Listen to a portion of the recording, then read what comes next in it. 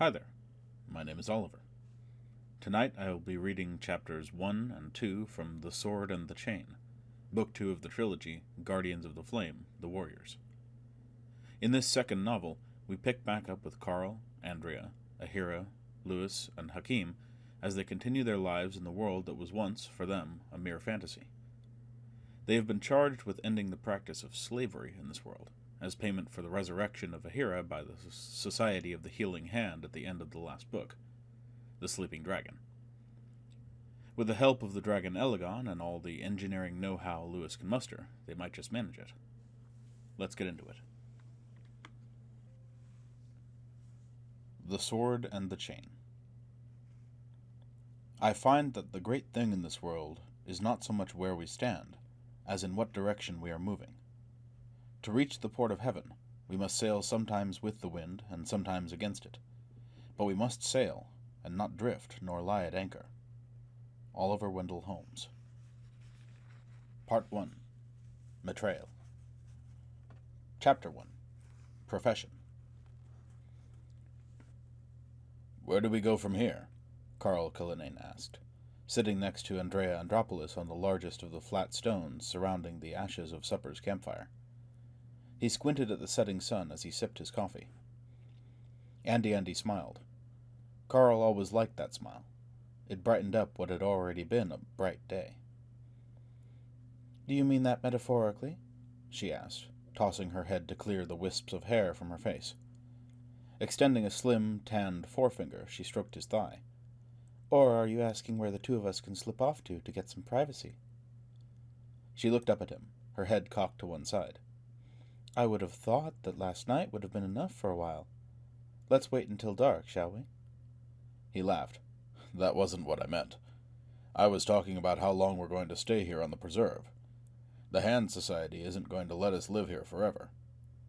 And I was also wondering how the hell we're going to keep our promise to the matriarch. But," he took her hand, "as long as you've brought the subject up, I wouldn't mind." A firm voice sounded in Carl's head. "This is ridiculous." Lying on the grass 20 yards away, Elagon opened his eyes. Then, raising his head from his crossed forelegs, the dragon glared at the two of them. "Can't you think about anything but sexual intercourse? I know you're only humans, but must you always be in heat?" Curling and uncurling his leathery wings, he rose to all fours, sending a flock of birds fleeing from their perches in a nearby elm and into chittering flight. Elagon was small, as dragons go. He measured barely the length of a greyhound bus from the grayish-green tip of his pointed tail to the saucer-sized nostrils of his saurian snout. His cavernous mouth closed, then opened, releasing wisps of smoke and steam. "I would think that people who were recently college students could have other subjects on their minds. Now and then, at least." "Elagon," Carl thought, "you're not being reasonable. No, never mind. Pay no attention. Don't bother with me. I'm only a dragon, after all." The dragon turned and lumbered away. "Elagon," Carl called out. "Come back here." The dragon didn't seem to hear. Carl shrugged. "I wish he'd be a bit less of a pain in the butt," Walter Slavatsky finished, as he walked up. "But it's your own fault, you know." He was a big man, although not quite as tall, broad-shouldered, or well-muscled as Carl. Here, at least. Back home, Walter had been half a foot taller than Carl, and much stronger. But Carl had been changed in the transfer between the worlds, receiving added height and muscle, as well as skills that he hadn't possessed at home. There had been changes, but not everything had changed. Walter could still figure things out faster than Carl could, most of the time, and that still rankled. "What do you mean?" Carl asked, irritated. "Tell you in a moment. I need some coffee." Picking up a rag to protect his hand from the heat of the battered coffee pot's handle, Slavatsky poured himself a cupful. He seemed oblivious to the chilly wind that blew across the meadow, despite the fact that he was shirtless, as usual, dressed only in blousy white pantaloons and sandals, a tangle of knives and straps at his hip. With his free hand, Slavatsky rubbed at the corners of his eyes. Their slight epicanthic folds gave him a vaguely oriental appearance, although his features were clearly Slavic, and his black hair was slightly curly. "You're just asking for a hard time, Carl. There's no reason for it. He's jealous, that's all. Jealous? Andy arched an eyebrow. Of me? Why? I wouldn't think. True. That dragons would get jealous, she finished, as if she hadn't been interrupted. Perhaps she hadn't been. Elegon could easily have tuned her out. Carl turned to see the tip of Elegon's tail vanish as the dragon disappeared into a stand of trees on the far side of the meadow. Don't eavesdrop. You want to join the conversation? Fine. Come on back and chat. Otherwise, keep out of it. No answer. Walter shrugged, the corners of his mouth turning upward in an amused grin. It's just a matter of attention from Carl, which you're getting, and he's not. He jerked a thumb toward Lou Richetti, who sat propped against the base of a tall elm, his arms crossed over his blue workshirt, lost in thought. Slovotsky's Law number 37. Some people need less attention than others. He shrugged. Some want more. It all depends on... Oh, God. Perched in a high branch of a dying oak, Ahira the dwarf shook his head. Everyone, get your weapons. Lou, you take my crossbow. Carl, on your horse. Move. There's a bunch of riders galloping toward the preserve. I think we're about to be attacked. As he spoke, Ahira was already climbing clumsily but quickly down the tree, supporting himself by the pressure of his blunt fingers against the rough bark, not bothering to look for branches to hold on to. Carl dropped his cup as he jumped to his feet. With a quick, reflexive pat at his sword hilt, he ran across the meadow to where his chestnut mare stood, idly grazing in the ankle-high grasses. Unless Ahira was jumping at shadows, there probably wasn't time to saddle her. He took the bridle down from the branch where it hung and quickly slid the bit between her teeth as he slipped the crown piece over her poll and tightened it behind her ears. Reins in his left hand, he grasped her rough mane in his right and eased himself to her back, swinging his right leg over and seating himself firmly. He flicked the reins and dug in his heels. What the hell is going on? He thought. I can see it a bit better, and... Make it quick, we're about to be attacked. No, we are not. This is what is going on. Elegon opened his mind. Craning his long neck to see over a rocky outcropping, Elegon stared out over the waste of Elrude. Off in the distance, 5 shapes moved quickly across its cracked, dusty surface. He concentrated on them. They zoomed into view. All 5 were filthy humans mounted on horses, quite possibly tasty horses. 3 of the humans rode together as they pursued a 4th, a half-naked, skinny one, wearing a metal collar with a dangling length of chain. The 5th rider, dressed like the other pursuers in matching green tunic and leggings, galloped in toward the quarry from a different direction. Thanks, Elegon, Carl thought. The 5th one probably took a different route than his friends. He's trying to cut the slave off before he reaches the tabernacle grounds. He will. His horse is much fresher than the other 4. Andrea, Ahira shouted. Get up to the bluff. Hide in the bushes, and when they get close enough, hit as many as you can with your sleep spell. We'll sort it out later. Right now I just want to... No, Carl said, reining in his horse next to the dwarf. They're not after us. It's 4 soldiers chasing an escaped slave. They're not going to come close to the clearing. Andy, how far can you reach with your sleep spell? She waved her hands helplessly. 200-300 feet at best. Elegon, do any of them have bows? You didn't notice before, and I couldn't tell. 2 of them do. Carl, we've got to talk about... Save it for later. He turned to Andrea. No good. They'd cut you down before you got in range. Elegon and I'll take care of it. Get airborne and give me a hand. Carl had the only horse among the 5 of them. Depending on how far away the hunters and their quarry were, he might have to hold the fort all by himself for several minutes before the others could arrive. Carl had a great respect for his own fighting skills, but a single man successfully taking on 4 or more was a long shot, no matter how handy that one man was with a sword. But with Elegon overhead, there probably wouldn't be a fight at all. Few people would risk being roasted in dragonfire. No. What? I thought I made that clear. No, I will not get airborne. They have bows. I'm scared. That was bizarre. Elegon's scales were as hard as fine steel. He was almost immune to any non-magical threat. But there was no time to discuss that. Elegon's out. I'll show them up. Catch up with me as soon as you can. Andrea reached out and grabbed at his leggings. Wait, I've gotta... No time, didn't you hear me? They're chasing an escaped slave. Stay out of it. I don't want to have to worry about your getting hurt. He jerked his leggings out of her grasp. Ignoring Ahira's shouts from behind, he kicked his horse into a canter. Galloping her down the incline to the edge of the waste was tempting, but Carl wasn't used to riding bareback. Best to ensure arriving rather than take the chance of being bounced off his horse's back. He cantered down the slope toward a break in the trees. Beyond it, touched with the red light of the setting sun, the waste of El Rud lay in harsh, bright flatness. Long ago, what was now the waste had been covered in lush greenery, like the wooded sanctuary surrounding the Tabernacle of the Healing Hand. 1,000 years ago, a death duel between two wizards had ended that. Now a vast ocean of sun-cracked earth spread across the horizon. A quarter of a mile ahead, a dust cloud roiled. At its head, the lone rider, keeping a bare 100-yard lead on the three others, dodged his horse to avoid the fourth rider coming in from the side. 4 on 1. I hate 4 on 1. But that was the way it had to be, at least for a while. It would take Walter, Ahira, and Racchetti a good 5 minutes to catch up. Carl would be hard-pressed to hold off 4 warriors for that length of time. A 5-minute sword fight would be an eternity. Then again, the dragon's voice sounded dimly in Carl's head.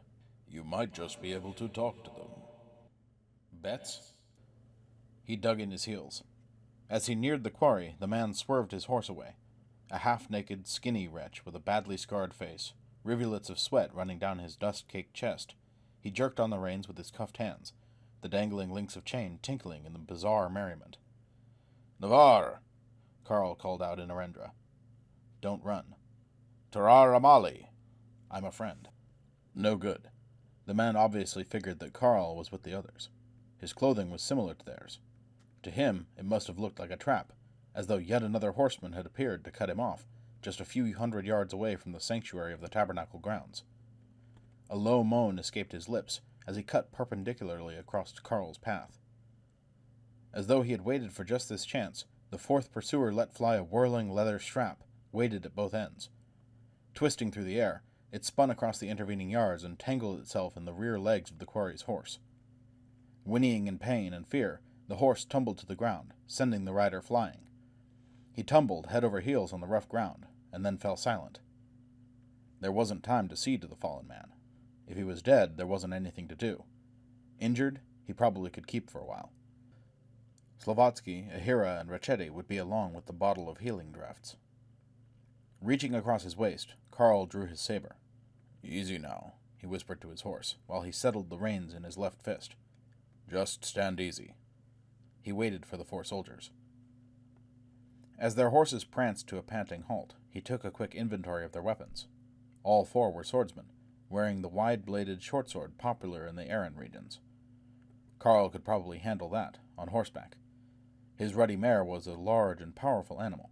Likely he could dance her around that tired assortment of lathered geldings, while his saber's greater reach took its toll.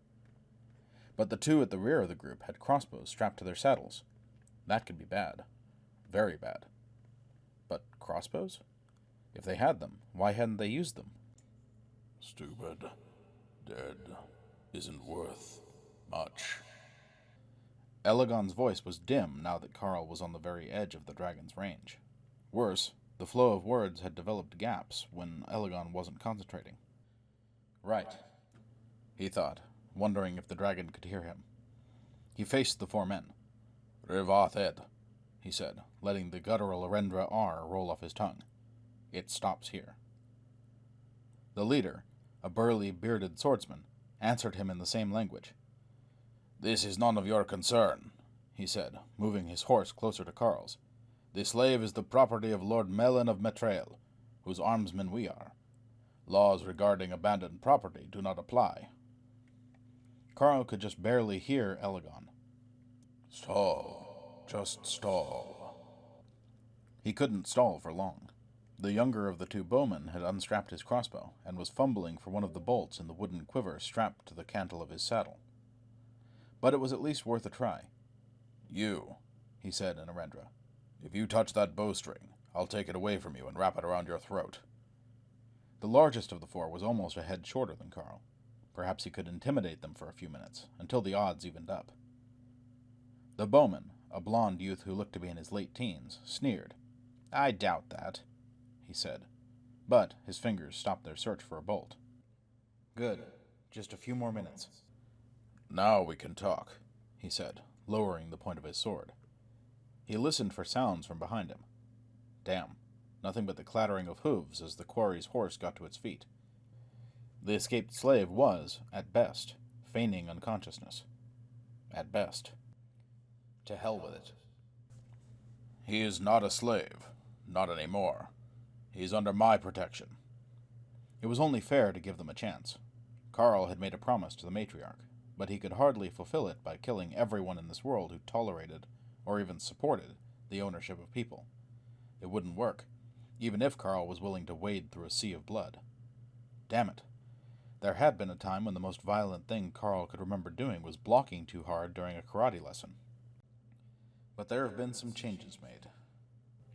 You're not going to take him. The leader snorted. Who are you? He raised an eyebrow. You don't look like a daughter of the hand. You're ugly as most of them, granted, but... He cut himself off with a shrug. What do you suggest we do? We have chased him a long way.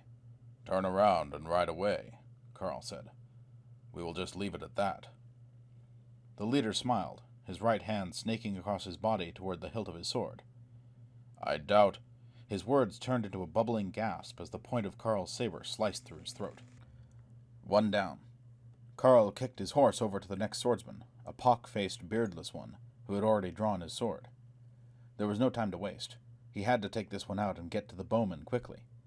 As the other slashed down at him, Carl parried, then thrust at the man's sword arm. No Beard was ready for that. With a twitch of his arm, he beat Carl's sword aside, then tried for a backhanded slash to Carl's neck. Carl ducked under the swing, and used the opening to thrust through to his opponent's chest, the flat of his blade parallel to the ground. The point slid through the leather tunic as though through cheesecloth. Carl jerked his saber out. Wine-dark blood fountained, covering his sword from its tip to its basket hilt and beyond, staining Carl's hand and wrist. He had gotten through to either the aorta or the heart. It didn't matter which. No Beard would be dead in seconds. Carl spun his horse around to face the others. Like mirror images, the two bowmen turned their horses and galloped in opposite directions. He hesitated for a moment. At close quarters he could take both. But with just a few yards between them, one of the bowmen could drill him through while he killed the other. There was no choice. He would have to take out one and worry about the other later. The bowman to his left wheeled his horse about. Two tugs at his saddle straps unlimbered his crossbow. He reached down to his waist for a three-pronged belt claw. 40 yards of broken ground separated Carl from him. Carl dug in his heels and kicked his horse into a gallop. If he could get to the bowman quickly enough. 30 yards. Bracing the butt of his crossbow in a notch in his saddle, the bowman slipped the claw over the bowstring and pulled it back, locking the string into place. The belt claw fell from his fingers. 20 yards. With trembling hands, the bowman drew a foot-long feathered bolt from his quiver, slipped it into the crossbow's groove, and knocked it with a practiced movement of his thumb. 10. He raised the bow to his shoulder and took aim, 4 fingers curled around the crossbow's long trigger. With an upward slash, Carl knocked the crossbow aside, the bolt discharging harmlessly overhead. As the bowman reached for the dagger at his belt, Carl speared him through the chest. The sword stuck. Damn! Carl had been in too much of a hurry. He hadn't made sure that the flat of his blade was parallel to the ground. The damn sword had wedged itself in between 2 ribs. As Carl tried to jerk it loose, the blood-slickened hilt twisted out of his fingers. The limp body of the bowman slipped from the saddle, carrying Carl's sword with it. He swore, and agony blossomed like a fiery flower in the middle of Carl's back. His legs went numb and lifeless. As he started to slip from his mare's back, he tried to hold on to her mane, but a spasm jerked the rough hairs from his fingers. He landed on his side on the hard ground, his body twisted. From the corner of his eye he glimpsed the fletching of the crossbow bolt that projected from his back. He felt nothing at all from the waist down. "My spine! Elagon, help me, please!" No answer.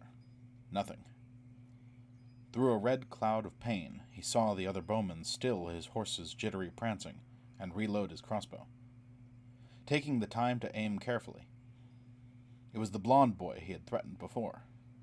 Beyond him, Ahira, Walter, and Ricchetti ran across the sun-baked plain, weapons carried high. But there was no way they could reach the bowman in time. The point of the bolt drew his eyes. Shiny, though rust-specked steel, glistening in the ruddy light of the setting sun. It bore down on him. The bowstring snapped, sending the bolt looping end over end in the still air. A long red wheel drew itself across the boy's leg as he lowered his hands to protect himself from his invisible attacker. He was jerked out of the saddle.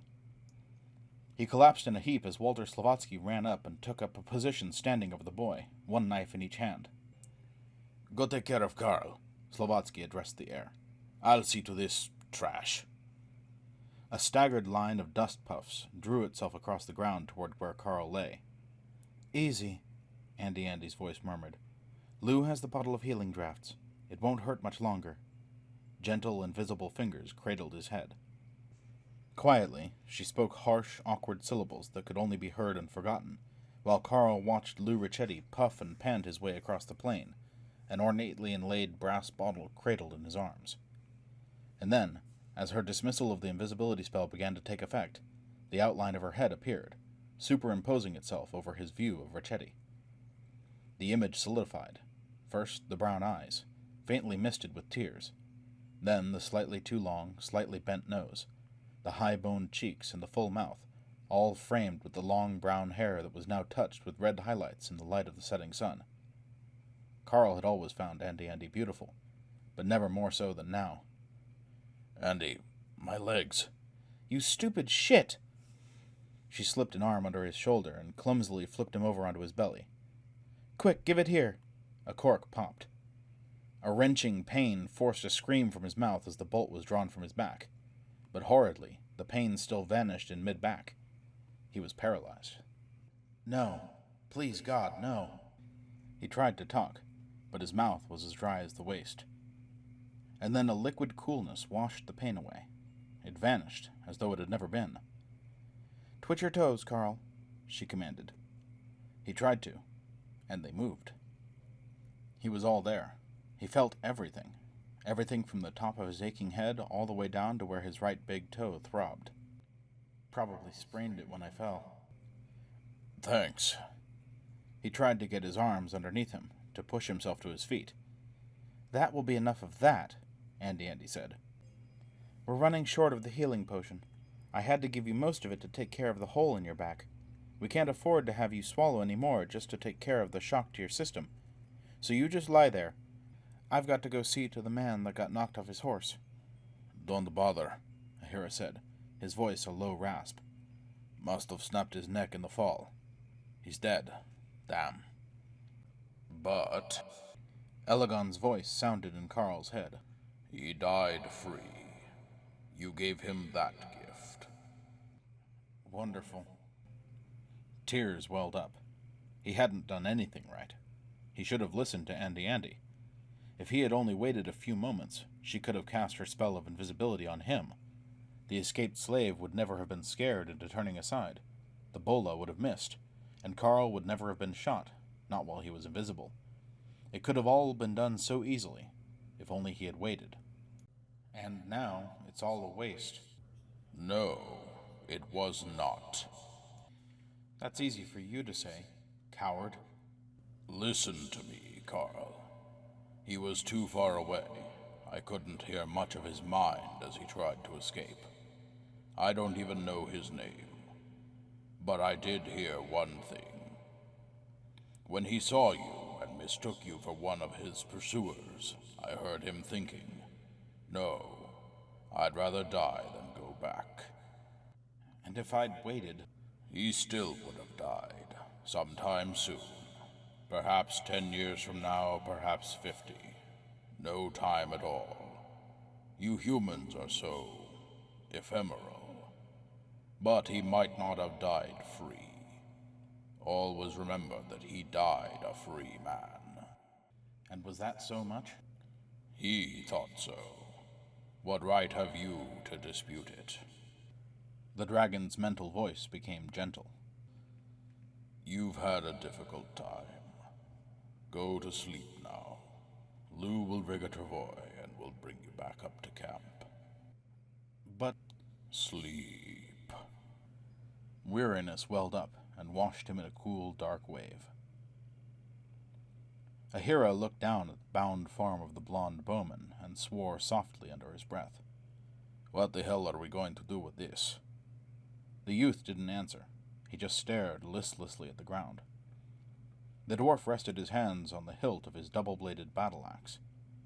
The axe was the simple answer, and probably the best one, but possibly not. In any case, there was enough time for a leisurely decision, whether or not to kill the bowman. With his hands tied to the roots of an old oak, he wasn't going anywhere. Walter stooped to check the knots. It'll hold him. Do you want me to have Elegon keep an eye open? Elegon. That was another matter. If that damned dragon of Carl's hadn't turned coward suddenly. 2 points. I belong to myself, not to Carl Cullinane, or anyone else. Secondly, I did not suddenly turn coward, dwarf. I am a coward, James Michael Finnegan. I have been for more than 300 years. Don't call me that. My name is Ahira. Now it is. And what scares you the most? What does that have to do with anything? I will show you if you insist. But I suggest you save it for later, Ahira. For the time being, let it rest that there is one thing that frightens me just as much as the thought of being crippled James Michael Finnegan frightens you. Slovatsky chuckled. I'd take him at his word, were I you, little friend. You weren't around when he gave Carl a taste of what being chained in Pandathaway's cesspit felt like. Check with Carl before you let him show you. He raised his head and addressed the air. Elegon, do me a favor and tune us out. I want a private conversation with the dwarf. Very well. The dragon's mental voice went silent. Slovatsky shook his head. Not that I trust him to keep out of our heads. It's just that since he's agreed to, he probably won't let the cat out of the bag to Carl. Cullinene's going to be a problem. Ahira looked over to the far side of the meadow. Under a pile of blankets, Carl Cullinane lay sleeping in the twilight. A few yards away, Andrea and Lou Ricchetti sat talking quietly. Cullinene's going to be a problem, Ahira echoed, as he and Slovatsky walked to the far edge of the clearing, away from the bound bowman. Big deal. Slovatsky cocked his head. You don't think so? Cullinene's the least of my worries, Walter. We've got bigger ones. Ahira jerked his head at the bound form of the blond bowman. Like what we're going to do with William Tell here, or how long we can stay on the preserve before the Healing Hand Society kicks us out. He shrugged. Right now, I'm more worried about Ricchetti. I told him to take my crossbow. All he ended up doing was bringing along the healing drafts for after. Not exactly a big help. If we'd really needed him in the fight, we would all have been in deep trouble. Ahira pounded his fist against a tree, sending chips of bark flying off into the night. Don't get so bent out of shape about Ricchetti. You're missing the big problem. Slovatsky laid a hand on his shoulder. But take it easy. Try and deal with one thing at a time, as you used to when you were writing computer programs. Just one step, one problem at a time. Take Ricchetti. So what if he wasn't any good in a fight? Can't blame him. The rest of us have the abilities we gained in the transfer. I've got this. With a smooth, flowing motion, he pulled one of his 4 throwing knives from the tangle of straps at his hip, caught the tip of the blade between thumb and forefinger, and threw it at a nearby tree. It quivered as it sank into the trunk 5.5 feet above the ground. Slovatsky patted at his hip. And while I'm not in Carl's league, if we can get a sword for me, I could use it reasonably well. Not to mention my thieving skills. He walked over and pulled the knife from the tree, taking a moment to clean it on a fold of his blousy pantaloons before replacing it in its sheath. You've got your strength, your dark sight, and your skills with crossbow and battle-axe. Carl's damn good with his sword, Andy has her spells. But Ricchetti's got nothing. Lou Ricchetti had been a wizard. He had given up his magic as part of the payment to the matriarch of the Healing Hand Society for bringing Ahira back to life. Which means that I'd be an ungrateful ass if I gave him hell for not getting involved in the fight. If it wasn't for me... No, that wouldn't do. Recriminations wouldn't be any help. The question, as usual, was what to do next. Any ideas on what we do with Ricchetti? A shrug. We hand that problem to Carl. Let him work it out. He knows more about weapons and martial arts than both of us put together. For all I know, he might be able to turn Lou into a decent swordsman, if the two of them work at it. Slovatsky seated himself on a waist-high boulder. Leave that one alone for the time being. As you pointed out, we've got bigger problems staring us in the face. Like what we're going to do with the bowman there. If we let him go, we're just asking for trouble. On the other hand, slicing his throat in cold blood doesn't exactly thrill me. I don't think it matters whether or not it thrills you. Not if, and I say if, we have to do it. He'll keep for a while. You were saying I missed the big problem. Yep. Slovatsky nodded. Have you taken an inventory of our supplies lately? It's not just that we're down to our last pound of coffee and last fifth of Johnny Walker. If we don't get some food, and soon, we're going to be eating bark in a little while. Good point. Make a list tonight, and we'll talk it over in the morning. All 6. All 6 of us. He spun around, startled at the interruption. I thought you agreed to let us talk privately. Sorry? The dragon's mental voice held no trace whatsoever of sincerity. Tell me, do you give Carl as much trouble as you do me? More. I like him better. Slovatsky threw back his head and laughed. I told you he'd eavesdrop. His face grew somber. But I'm still worried about Carl. What the hell are we going to do about him? He could easily have gotten himself killed today, dashing off like that. And in case you weren't paying attention, the matriarch said that she won't help us anymore. Any further deaths are as final as... He furrowed his brow as he searched for an analogy. A temporary rate hike from the phone company? Ahira suggested. Right. As for Carl, Ahira said, shrugging, I've got to try to get him to show a bit of restraint. He has this thing about freeing slaves, and it's already put a price on our heads. We can't have him just rushing off and slashing away every time he sees someone in a collar. Not that Ahira had any complaint about Carl's feelings. As James Michael Finnegan, Ahira had been raised in a world where slavery was generally considered a wrong, or at least the prerogative of governments, not individuals. But slavery had been the way of things in this world for millennia. They couldn't change things overnight, no matter what Carl had promised the matriarch, as his part of the payment for Ahira's revivification. You can be sure that Carl won't be restrained, Ahira. Oh? And why is that?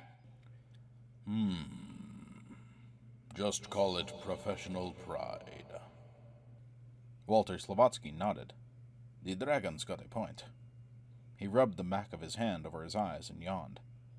Ahira clapped Slovatsky on the arm. It's been a long day. Elegon, you keep an eye peeled on the waist. Walter, I'll take first watch. Go get some sleep. I'll wake you in a couple of hours. We'll worry about all this tomorrow. At Terra?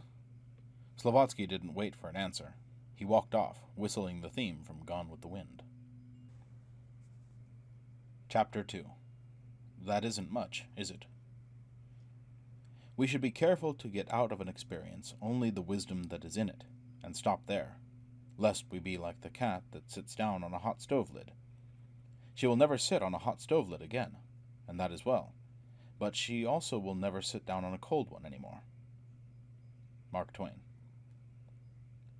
Back when he was in school, pursuing one of his many majors, Carl Cullinane had avoided the sunrise religiously. He saw the dawn only accidentally, unintentionally, through cigarette smoke-tearing, caffeine-aching eyes after a night spent among a pile of books and papers, throwing together a last-minute term paper, or cramming for a final exam. Whenever he could, he arranged his classes, the ones he didn't intend to skip regularly, the others didn't matter, to let him sleep as late as he could. Often he rose at the crack of noon. Back then, he could sleep through anything. Seems there's been some changes, he thought, sitting tailor-fashion beside Andy's sleeping form, blankets piled around him as protection against the dawn chill. The sun rose across the waist, touching the sky with pink and orange fingers. When he looked at the waist through half-closed eyes, it was almost beautiful. I see you're awake. The dragon's voice sounded in his head. Finally. I'm awake, he whispered, rubbing at the middle of his back. No pain, none at all. It wasn't pain that kept him awake. When a distant breeze had wakened him, Carl had been afraid to let himself fall asleep again. His sleep had been filled with visions of himself as half a person, chopped off at the middle of his stomach, and nightmares of wading through unending pools of blood and gore. Just leave me alone, Elegon. He lay back, pillowing his head on his hands. The dragon had deserted him yesterday. Carl felt no inclination to talk to him now. You're being very immature about this, the dragon said petulantly. Leave me alone. What is it, Carl? Andy whispered, her breath warm in his ear. Nothing. Go back to sleep. He closed his eyes. That's what I'm going to do. But I have to talk to you. No. Andy cuddled closer, her long brown hair covering his face with airy silken threads. Carl put his arms around her and held her to him. He drew in his breath to sigh, then spent several long seconds trying to spit out her hair without waking her. God, how I hate mornings. He opened his eyes. Then again, Andy lay sleeping, the blanket's ragged hem gathered around her neck, her features even more lovely in repose. Her long lashes, the olive tone of her skin, the slight bend in her slightly too long nose. An inventory of parts didn't do her justice. Then again, maybe I'm prejudiced. He reached out a hand to pull the blankets. And then again, maybe you should give both your hormones and your memory fixation a rest, and talk to me. You don't understand. Maybe I should make you understand. Don't. Elegon's mind link could carry more than the dragon's phantom voice or images. It could also transmit feelings, experiences, and not just pleasant feelings either. Will you listen to me, then? Carefully brushing her hair away, Carl sighed. Just give me a minute. He untangled himself from Andy's sprawling limbs and slipped out of the blankets, taking a moment to slip his breechclout on, step into his sandals, and strap their laces around his calves. He eyed his leggings and tunic, debating with early morning laziness whether or not to put them on now. Later, after coffee. Absently, he picked up his scabbarded saber and slipped the belt over his left shoulder, resting his right hand for just a moment on its sharkskin hilt. Carl had a tendency to lose things, one way or another, but here, in this world, losing his sword could quickly mean losing his life. Near the downhill edge of the clearing, Richetti and Slovatsky slept under their blankets, their snores barely reaching Carl's ears. Beyond them, on a flat stone next to the smoldering remains of last night's fire, Ahira sat, drinking a cup of coffee, keeping watch over the sleeping form of the captive bowman. His head turned, and he lifted an aluminum Sierra cup in a silent invitation. Nodding gratefully, Carl walked down the gently sloping clearing, the morning dew clutching at his feet with damp, chilly fingers. That felt good in a strange way. The clammy cold was a physical confirmation that his legs weren't numb. He glanced at the ashes of the fire as he seated himself on a flat rock, silently accepting a hot cup of coffee from Ahira. He shook his head. Ahira shouldn't have been so careless with that fire. Maybe, by adding enough tinder and kindling, they could tease the embers back into a roaring fire. But maybe not. And they had only a couple of books of matches left. Once those were gone, the only way they would have to light fires would be with flint and steel, which was a pain, no matter how easy his old Boy Scout manual had made it look. I imagine it is. But if I were you, I wouldn't worry about it. Consider for a moment the fact that the fire is dead, but the coffee is hot. Beyond a stand of trees, a gout of orange flame roared skyward. Think it through. Another blast of fire cut through the lightening sky. Carl sipped his coffee. It was just the way he liked it. Too sweet for most people to stomach, with just a touch of creamer. Elegon, just take it easy on me, please. I don't think all that well in the morning. Ahira chuckled. Who does? He sobered. Sleep well? No. He looked down at his right hand. Somebody had washed the blood from it while he slept, but there were dry, reddish-brown flecks under his nails and in the hairs on the back of his hand. Had a few bad dreams. I can't feel too sorry for you. I was up all night. Slovatsky didn't relieve you? The dwarf shrugged his improbably broad shoulders. I didn't wake him. He's going to need his sleep. You too. You've got a long trip ahead of you. We're short of almost every kind of supply, and somebody's going to have to go into Matrail and do some shopping. He furrowed his heavy brows, peering up at Carl. And scouting. We've got to figure out what to do when the armsmen are missed. To do that, we've got to know what the situation is in Matrail. Yes? Not really. We really have a way to fix things so we don't get blamed. We leave the dead men where they are and put a sword in the hand of the dead slave. I wish I knew your name. I'm sorry, whoever you are, but you don't have any further use for that body. As a decoy, it might help save our lives.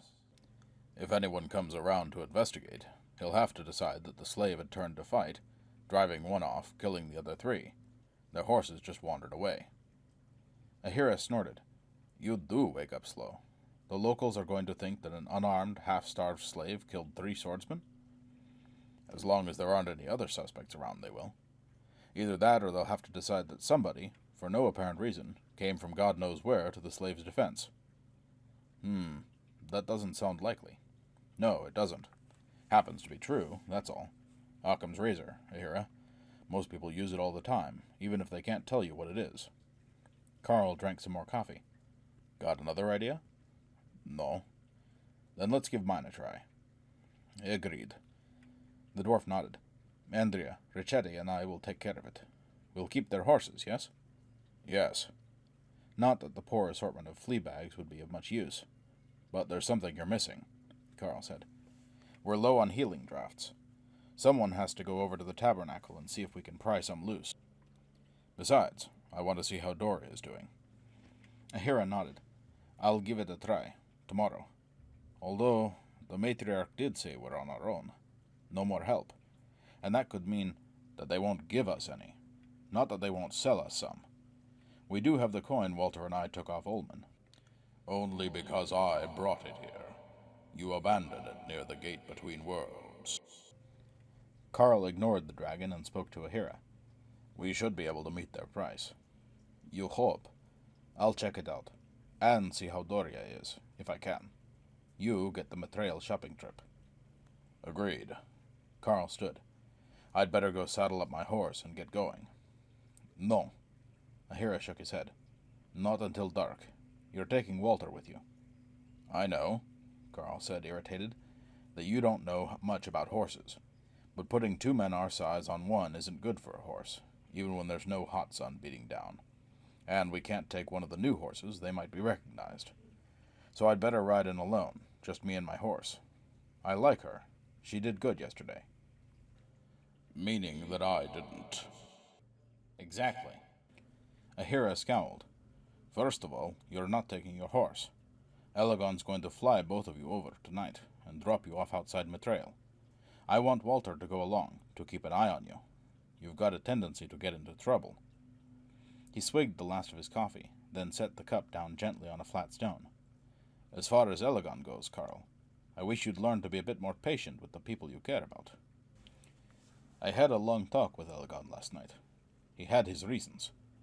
Damn it, Carl, that dragon may be more than 3 centuries old, but by dragon standards he's still a baby.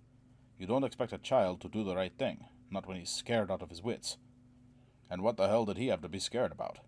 All those soldiers had were bows and swords. Nothing for him to be afraid of. There was so. I'll show you. Don't. Carl stood. Stay out of my mind. Elagon had opened his mind to Carl before, letting Carl feel what it had been like to be chained in a Pandathaway sewer for 3 centuries. A dragon's mind couldn't edit out familiar smells the way a human's could. 3 centuries of stench. Maybe you had a good reason. Just tell me, for God's sake. Very well, then. No. Ahira shook his head slowly. He lowered his voice. Carl has to learn not to make snap judgments, Elagon. It could get any number of us killed. Show him. Now. Don't. Elagon opened his mind. And flew. That was the secret, after all. Alone, his wings weren't strong enough to lift him. He had to reach inside and let his inner strength add itself to the lifting power of his fast-beating wings. Slowly, he gained altitude, as he circled around the craggy vastness of Hyphon's reaches, until the ledge where he had been born was far beneath him, the hardened shards of his shell only vague white flecks, barely discernible. Elagon worked his wings more rapidly, until the wind whistled by him. He began to tire, and let the frantic beating of his wings subside until they barely kept him flying.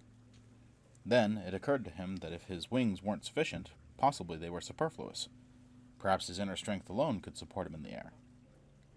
So Elagon curled his wings inward, and lifted even more with his inner strength, and dropped through the sky like a stone. In a panic, he spread his wings against the onrush of air and worked them, scooping air from in front and above, whisking it behind and below. For a moment, it seemed as though his frenzied effort had no effect. But then the craggy peak slowed its menacing approach, stopped, and began to fall away. Another lesson learned, he thought. It seemed that his inner strength couldn't support him all by itself, either. It would have been nice if there were someone to tell him that, instead of letting him learn by trial and error. But that is the way it is for dragons. We have to learn for ourselves. It didn't occur to him to wonder how he knew that, or how he knew that he was a dragon. A mile below him, a gap in the clouds loomed invitingly. He eased the frantic beating of his wings until he started to lose altitude, and dropped slowly through the gap, letting the cottony floor of clouds become a gray ceiling. Below him, lush greenery spread from horizon to horizon, broken only by the brown and gray mass of the mountain called Hyphon, a blue expanse of water to the south, and a dirty brown tracing that wormed its way across the grassland through the forest. What was that brown line? It cut across the forest and dirtied the tops of the rolling hills, sullying the greenery. It had to be unnatural, as though someone or something had deliberately chosen to make the land ugly. He couldn't understand that. Why would anyone spend time on the ground soiling the greenery when one could fly above it and enjoy it? Ridiculous. He eased back with his inner strength, spreading his wings as he glided in for a closer look. There was something moving on the dirt line. There. A strange sort of creature indeed. 6 legs and 2 heads. One head long and brown and sleek, the other pasty flesh only partly hidden by greasy fur. No, he was wrong. It was 2 creatures, not one. Both 4-legged, although the smaller one's forelegs were stunted. If it got down on all fours, its backside would stick up in the air. No wonder it chose to ride on the back of the other. Even a creature as ugly as that would not want to look more foolish than necessary. But why did the larger one carry it? Perhaps the smaller was the larval form and the larger its parent. He flew closer, and as he did, their minds opened before him. Elagon began to understand. The smaller creature was a Read-Aloud monster hunter. At least, that's what its small mind said, and the larger had no choice about carrying it. It was compelled to, under threat of leather and steel. Another absurdity. No matter. Elagon would end the silliness by eating them both. As he stooped, the Read-Aloud monster hunter's head snapped up. It reached for a strange contraption. 2 sticks, one bent, the other straight. That was a bow and arrow, but what was dragonbane? The Read-Aloud monster hunter pulled back the arrow and then released it. The stick flew toward Elagon. He didn't bother flaming it, and there was no point in dodging it. He was a dragon, after all. Surely this puny stick couldn't hurt him. Its oily head sank into his chest, just below the juncture of his long neck. A point of white-hot pain expanded across his torso. Elagon fell. He crashed through the treetops, branches snapping under his weight, not slowing his fall. The ground rushed up and struck him. His whole body burned with a cold, cruel fire that faded only slowly to black. When he awoke, a golden cage surrounded his face. A golden collar clamped tightly around his neck. He lay on his side on the hard ground, his legs all chained together. Tentatively, he tried to flame the chains, using just a wisp of the fire of his inner strength. He screamed as his neck burned. Safely beyond his reach, the Read-Aloud monster hunter stood smiling. "It'll take me some days to rig a cart for you, dragon, but it will be worth it. They'll pay a fine price for you in Pandathaway." Carl shook his head, trying to clear it. So, that was why Elagon hadn't helped him. It wasn't really cowardice. It was sheer, unreasoning terror. Definitely unreasoning. If Elagon had looked into the bowmen's minds, he would have seen that none of their arrows were tipped with extract of dragonbane. Dragons were nearly extinct in the Aran regions. The cultivation of dragonbane was a dying skill. But he couldn't. As a young dragon, no, as a child, he had been so badly hurt by that crossbow bolt that the thought of facing another dragonbane-tipped arrow chased all rationality from his mind. The pain of the bolt cleaving through his chest. Yes, it hurt. Carl looked down at his own chest. A wicked round wheal over his heart stared back at him like a red eye. Carl, I'm sorry. I was just so scared. It hadn't been fair to expect the dragon to leap to his aid. Elagon wasn't an adult, not really. Applying adult standards to him was wrong. The dragon was a curious mix of infant and ancient. By dragon standards, 3.5 centuries of age put Elagon barely out of babyhood. But Elagon had spent almost all of that time chained in a cesspool in Pandathway. How do you handle a child who's frightened? Not by shutting him out of your life. That was clear. Maybe there wasn't a hard and fast rule, but the answer had to start with listening. Carl nodded. So I'll start listening now. It's okay, Elagon. My fault. I should have known you had your reasons. Are you sure that you're willing to fly us into, near Matrail, once it gets dark? I'll try, Carl. I'll try to do better next time. I will. He sighed. See that you do, he said out loud, while his mind murmured, I know you will. Ahira stared up at him, his heavy brow furrowed. The dwarf sat silently for a moment. I've written down a shopping list, some of the things we're going to need. All of us had better go over it. No problem. Something else on your mind? Ahira nodded. What are we going to do about Richetti? He's practically helpless in a fight, and I'm willing to bet that we're going to go through more than a couple before this is all over. Sorry, but there's no easy solution to that one. As soon as I get back, I'll start him on swordsmanship. But I can't make a swordsman out of him overnight. At best, it'll be months before he develops any kind of proficiency. He's not left-handed, is he? No. Why? He sighed. It doesn't matter then. Lefties have an edge in swordplay, just as they do in tennis back home. The rest of us aren't used to having a blade come from the other side. He stopped himself. Of course, an opponent's unfamiliarity was a huge advantage. It had helped a Japanese police society disarm numerous samurai at the end of Japan's feudal era. But the name of the weapon they carried, what the hell was it called? It hovered just at the edge of his mind, a length of chain, weighted down at both ends. Manriki Gusari. Thanks, but how did you know? I read minds, fool. Ahira laughed. Get some breakfast, and take it easy for the rest of the day. You'd better be on your toes in Betrayal. Carl? Yes? I want your word on something. No fighting unless it's in self-defense. Fine. Self-defense was a loose term, one that could be applied to almost any situation by a sufficiently flexible mind. That sounds reasonable. Hypocrite. Huh? You have nightmares about wading through blood, and then the next day you try to wiggle out of Ahira's suggestion that you not shed more unless you really have to. Elagon. Excuse me, the dwarf said. I wasn't finished. You've been known to have a liberal imagination. Walter decides what constitutes self-defense, not you. Understood. Do I have your word? You're not leaving me a lot of leeway. Carl sighed. Yes. Good. Ahira spread his hands. Just stay out of trouble. That's all I'm asking. That isn't much, is it? That, friend Ahira, depends. And that brings us to the end of this first installment, the end of Chapter 2. With some interpersonal, interspecies drama, and a quick fight to remind the characters just how deadly this world can be, we start this book off with a bang. Tune in to the next installment to find out what happens in Matrail, and if Carl will really be able to keep from getting them in yet more trouble. Thank you for listening, and have a good night.